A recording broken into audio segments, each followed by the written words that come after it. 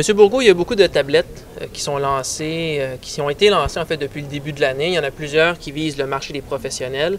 Et Avaya, avec la Flare, vise également le marché des professionnels. Parlez-nous un petit peu de cette tablette Avaya là, qui doit arriver sur le marché prochainement. Ouais.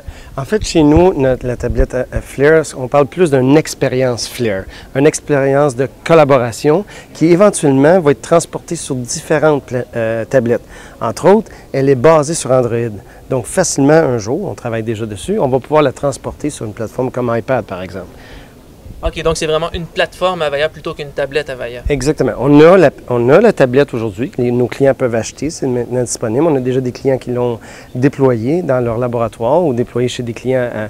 Mais éventuellement, on va pouvoir prendre cette même expérience de Flare-là et l'envoyer sur d'autres tablettes. Et quelles sont les grandes fonctions auxquelles on peut accéder avec le Flare?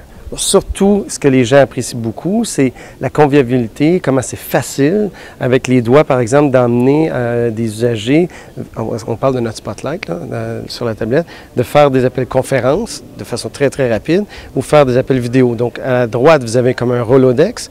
Là-dedans, vous pouvez avoir vos contacts du Corporate Directory, vous pouvez avoir des contacts Facebook, des contacts LinkedIn.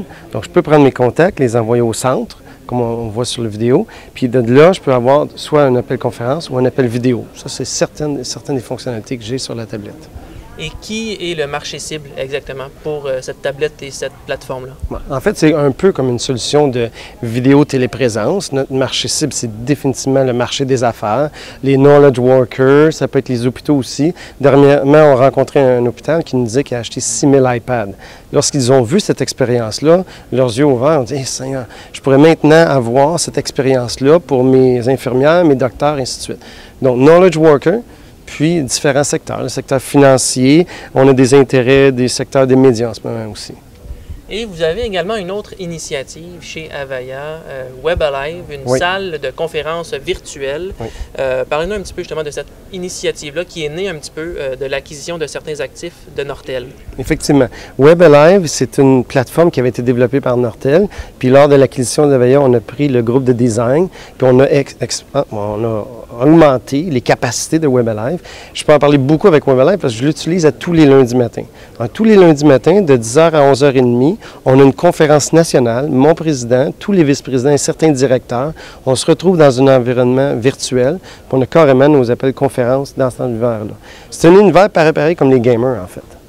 Et on peut, j'imagine, voir des PowerPoint aussi en temps réel. Quelles sont les grandes fonctions auxquelles on peut accéder justement à l'intérieur de Web Alive?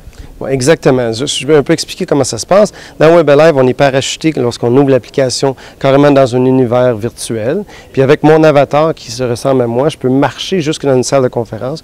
Une fois assis dans la salle de conférence, j'ai un son ambiphonique à la grandeur de la salle. Donc, si quelqu'un est à ma gauche me parle, je vais le sentir du côté gauche. On peut avoir du PowerPoint, je peux avoir des images statiques, puis je peux avoir aussi le desktop de quelqu'un. Donc, je peux avoir ma personne de finance qui me fait une présentation, puis je vois son contenu qui est modifié même. La même chose que si j'étais dans un environnement réel d'un appel conférence. Sauf que là, si je le fais à travers le Canada, tout le monde vit la même expérience. Et quel est le marché justement pour ça aussi? Est-ce que c'est les petites moyennes entreprises ou si c'est les plus grandes entreprises qui ont peut-être plus de moyens justement pour se payer une solution comme celle-là? En ce moment, l'intérêt principal qu'on reçoit, c'est des medium à large enterprise, à grande entreprise. Il y a, par exemple, certains clients qui ont des gros centres d'appel qui doivent normalement emmener leurs agents, par exemple, à Vancouver à chaque mois. Là, tout d'un coup, ils disent, on n'a plus besoin de faire ça, on n'a plus besoin de les faire déplacer.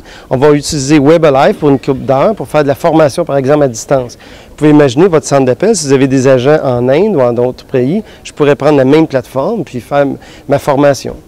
Ça peut être aussi un autre outil qu'on voit, c'est qu'au lieu d'avoir une expérience web traditionnelle, où est-ce qu'on nous offre aussi, on voit des fois click to chat ou click to talk, maintenant je peux offrir à l'internaute de dire, bien, je peux t'emmener dans mon magasin virtuel.